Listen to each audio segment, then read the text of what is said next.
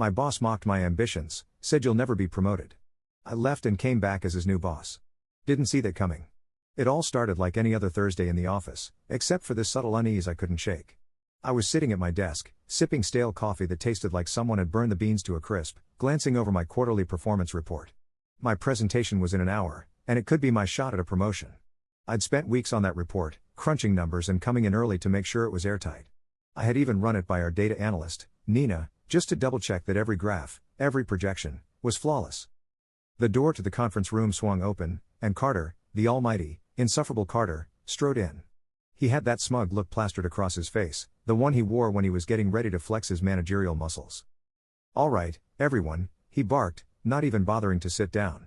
"Let's keep this quick. I've got a full schedule." Everyone exchanged glances, some whispering to each other, probably betting on who'd be his punching bag today. Carter liked to keep us on edge. It was how he maintained control, making us feel like we were always teetering on the edge of incompetence. When it was my turn to present, I straightened my back, took a deep breath, and walked up to the front. As I clicked through my slides, I could feel the familiar thrill of confidence. I knew this stuff backward and forward.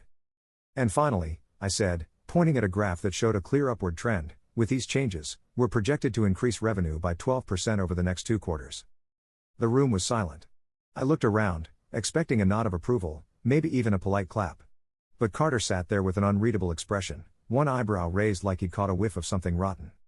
"Interesting approach, Daniel," he said, his voice dripping with condescension. "But tell me, do you really think you're ready to handle bigger things?" I blinked, feeling the hairs on the back of my neck prick up. "Well, yes, Carter. I think my numbers speak for themselves." He leaned back, folding his arms over his chest. "Numbers? Right. Well, numbers don't tell the whole story, do they?" My mouth went dry. This was classic Carter, undermine me just enough to make me doubt myself, to make me feel like no matter what I did, it would never be enough. But this time, something in me snapped. "With all due respect," I replied, struggling to keep my voice steady, "I've been here 6 years. I've taken on every project you've thrown at me, stayed late, worked weekends. I think I've more than proven my commitment to this team." He let out a deep, mocking chuckle. "Daniel, commitment is one thing. Leadership is another. And frankly, I just don't see you as management material." My jaw clenched. I could feel everyone's eyes on me, and for a split second, I thought about walking out right then and there. But I forced myself to stay calm. "What exactly does that mean, Carter?" I asked, trying to keep my voice steady. "It means," he said slowly, as if explaining a simple concept to a child, "that you need to know your lane. Stick to what you're good at. We can't all be leaders, Daniel." There it was. The final nail in the coffin. The room was deathly silent, and I could feel a mix of pity and awkwardness from my colleagues. Carter's words cut deep, his smug smile seared into my brain. I walked back to my seat, fuming, barely able to focus on the rest of the meeting. Afterward, I retreated to the break room, trying to compose myself. I was on my second cup of coffee when Nina came in, giving me a sympathetic look. "Hey," she said, leaning against the counter. "That was brutal. You okay?" I forced a smile. "Fine. Just tired of him, you know?" She nodded, her face softening. "He's a jerk, Dan. You deserve better than this." Her words were kind, but they only added fuel to the fire simmering in my chest. That night, when I got home, Stella was waiting for me in the kitchen, already pouring 2 glasses of wine. She could tell by my face that it hadn't been a good day. "So?" she asked, setting a glass in front of me. "How did it go?" I let out a bitter laugh, swirling the wine in my glass. "It went exactly how it always goes. Carter shut me down, told me I'm not management material. Said I need to know my lane." Stella's eyes flashed with anger. "He actually said that?" "Yup." I took a long sip, feeling the warmth of the wine burn away some of the bitterness. "Apparently, I'm supposed to be grateful just to have a job and stay exactly where I am." She reached across the table, grabbing my hand. "Dan, this is ridiculous. You've given that company everything. He has no right to treat you like that." I sighed, rubbing my forehead. "I know. But leaving? I mean, I've been there for 6 years, Stella. Leaving means starting over. And at my age." "Your age?" She laughed, though there was a hint of frustration in it. "You're 37, Dan, not 87. You've got time, and you're good at what you do. There are 100 companies that would kill to have someone with your experience." She made it sound so simple, so logical. But the thought of leaving terrified me. "I'll think about it," I muttered, but I could see she wasn't convinced. For the next few weeks, Carter seemed to go out of his way to make my life difficult. He assigned me menial tasks, micromanaged every decision I made, and threw in little digs whenever he could. I started to dread going to work, the knot in my stomach tightening every morning as I walked through those glass doors. Then one evening, after another particularly demeaning encounter with Carter, I snapped. I went home, poured myself a drink, and fired up my laptop. I updated my resume, polished my LinkedIn profile, and started applying. Stella was right, there were other companies that would value what I brought to the table. After a few interviews, I got an offer from a mid-sized firm across town. They weren't as big as my current company, but they had a reputation for treating their employees well. I accepted, and 2 weeks later, I walked into Carter's office with my resignation letter. "Leaving us, huh?" he said, barely glancing at the letter. "Well, I can't say I'm surprised. It's a tough field out there, Daniel. Let me know when you need a reference." I looked him in the eye, smiling with a confidence I hadn't felt in years. "I think I'll manage." And I walked out, feeling lighter than I had in ages. 1 year later. The new job turned out to be everything I'd hoped for. My boss, Teresa, was a breath of fresh air. She encouraged my ideas, trusted my judgment, and treated me like an equal. Within 6 months, I was promoted to senior manager, and when Teresa decided to step down to spend more time with her family, she recommended me as her replacement. One afternoon, as I was going through my emails, I got a message from a recruiter representing my old company. Apparently, Carter had been let go after a series of poor decisions had cost the company a major client. The recruiter offered me his old position, with a substantial raise and full control over the department. I accepted. On my first day back, I walked into my old office building, feeling an odd mix of nostalgia and triumph. I hadn't told anyone from my old team that I was coming back, and I could feel their eyes on me as I made my way to my office. A few hours later, there was a knock on the door. I looked up to see Carter standing there, looking pale and unsure.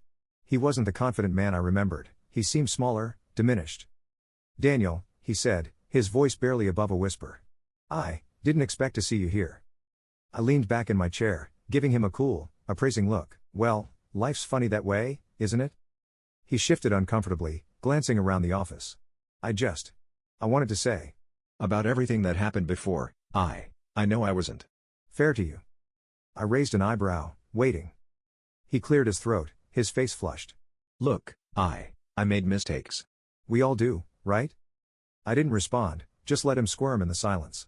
After a moment, he looked down, nodding slightly, as if realizing he wasn't going to get the absolution he wanted. "Good luck, Carter," I said finally, the words thick with a finality that even he couldn't ignore. He nodded, eyes cast down, and walked out without another word.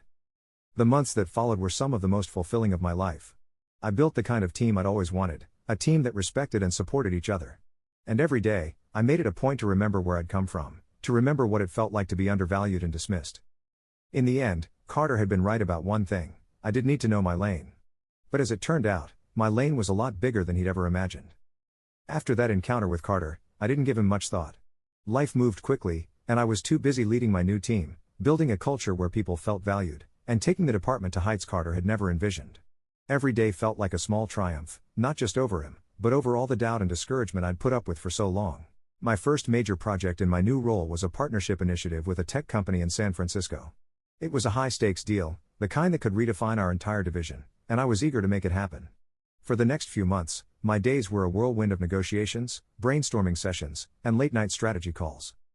One evening, after yet another marathon video call with the team in San Francisco, I finally shut my laptop, leaned back in my chair, and let out a long sigh. I could feel the exhaustion settling into my bones, but it was a satisfying kind of tired. I was about to head home when there was a knock on my door. I looked up to see Nina, one of my oldest colleagues and probably my closest friend in the company. She had stuck by me through everything with Carter, and it was thanks to her encouragement, in part, that I'd made it this far. "Hey, boss," she said, grinning. "Got a minute?" I waved her in, smiling. "For you, always." She sat down, crossing her legs and giving me an appraising look. "Word around the office is that you're working yourself into the ground. I'm here to tell you to knock it off."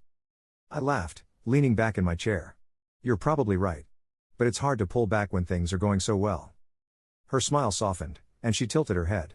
"You're doing an amazing job, Dan. The whole team feels it. They talk about how they actually look forward to coming to work now." I felt a warmth in my chest, the kind that only came from hearing that you'd made a real difference. "Thanks, Nina. That means a lot." She stood up, heading for the door, but stopped and turned back, a mischievous glint in her eye. Oh, and by the way, they're talking about making you department head permanently. Rumor has it the big bosses are impressed. Is that so? I tried to keep my voice even, but I couldn't stop the grin spreading across my face. Don't get cocky now, she teased, but I could tell she was happy for me. All right, I'll leave you to bask in your success. After she left, I sat there, letting it sink in. A permanent promotion to department head was something I'd dreamed about, but there was a bittersweet feeling that lingered. A part of me still remembered those years under Carter's thumb, when I'd thought that dream was impossible. That's when I decided to check in on an old friend, or perhaps enemy was the better term. A few weeks later, I heard through the grapevine that Carter had taken up a position at a small company outside the city. Apparently, he'd been struggling to keep his career afloat since being let go from our company. The irony wasn't lost on me. He'd spent years trying to keep me in my place, and now he was the one who'd ended up in a dead-end role, while I'd stepped into the position he'd always blocked me from. One afternoon, as I was leaving work, I saw him. He was sitting at a small cafe down the street, hunched over a cup of coffee, looking older and more worn than I remembered. For a moment, I considered walking away. But something held me there, a lingering sense of unfinished business. I took a deep breath, squared my shoulders, and walked over. "Carter," I said, my voice steady. He looked up, surprised, and for a second, I saw a flicker of embarrassment in his eyes. He quickly masked it, giving me a thin, forced smile. "Daniel. Didn't expect to see you here." "I was just on my way out," I replied, nodding to the seat across from him. "Mind if I join you for a minute?" He gestured to the chair, his face expressionless. I sat down, noticing how he avoided looking directly at me. It was strange to see him like this, so subdued. The arrogant, dismissive Carter the first known was nowhere to be seen. "How have you been?" I asked, trying to keep my tone neutral. He shrugged, looking down at his coffee. "Getting by. You know how it is. It's a tough industry." There was a pause, and I could see he was struggling with something, like he wanted to say more but couldn't find the words. "Look, Daniel," he finally said, his voice barely above a whisper. "I know. Things were rough back then. I probably wasn't the easiest person to work for." I held his gaze, letting the silence settle between us. "That's one way of putting it." He grimaced, his face tightening. "I was under a lot of pressure, and sometimes I took it out on the people around me. I know that doesn't excuse anything, but I just wanted to say I'm sorry." Hearing those words I'd never expected to come out of his mouth, took me off guard. Part of me wanted to lash out, to remind him of everything he'd put me through, to let him feel some of the anger that still lingered beneath the surface. But looking at him now, I realized it wouldn't change anything. We both had our burdens, our regrets. And though I'd spent years resenting him, I didn't need his validation anymore. I'd moved on. I'd won, in more ways than one. "Thank you," I said finally, and I meant it. "It's good to hear that. But honestly, I'm just glad to be in a place where I can make a difference now." He nodded, and for the first time, there was a genuine warmth in his eyes. "You're a good man, Daniel. I always knew you had potential. I didn't want to admit it back then." I stood up, extending a hand. "Take care, Carter." He shook my hand, his grip firm but respectful, and as I walked away, I felt a weight lift off my shoulders. Life went on. My department flourished, my team grew, and I became the kind of leader I'd always wanted to be, the kind who listens, who encourages, who pushes people to reach their potential without tearing them down. And with every success, I felt a deep sense of satisfaction, not because I'd proven Carter wrong, but because I'd proven myself right.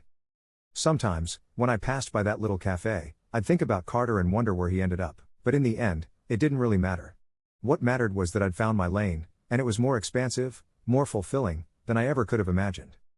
Looking back, I realized that Carter's resistance had pushed me to grow, to become stronger and more resilient. He may have been my biggest obstacle, but in a way, he was also my greatest teacher. And for that, I could finally be grateful.